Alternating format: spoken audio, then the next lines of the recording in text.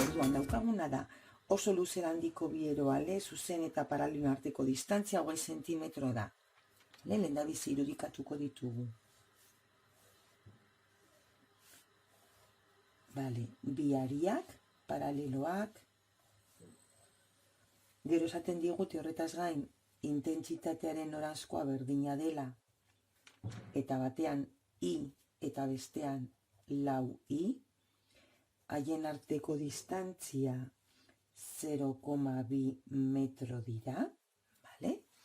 Orduan, irudikatu eskatzen digute, irudikatzeko F, B eta L esango nukenik.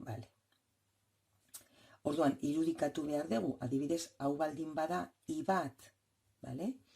I batek puntu honetan sortzen duen eremua gogoratu eskubiko eskuarekin, egingo genuke horrela, orduan, jungo litzateke hola.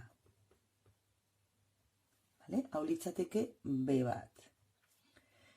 Hau da, lehenengo hariak sortutakoa. Bigarren hariak sortutakoa bi, alde honetan, gauza bera hartuko genuke horrelari, orduan, aterako litzateke hola, eta galdera da, ze uste duzue, B2 izango dela B bat baino?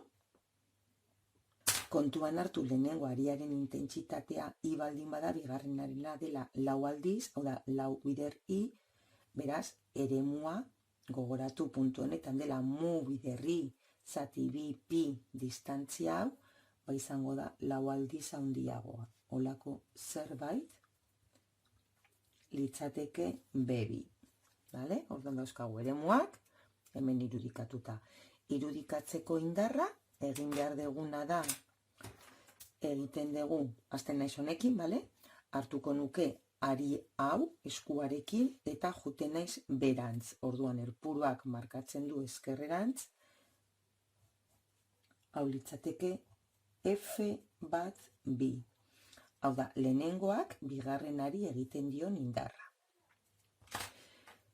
Modulua eta hori ja ikusiko duzuen zenbatekoa den.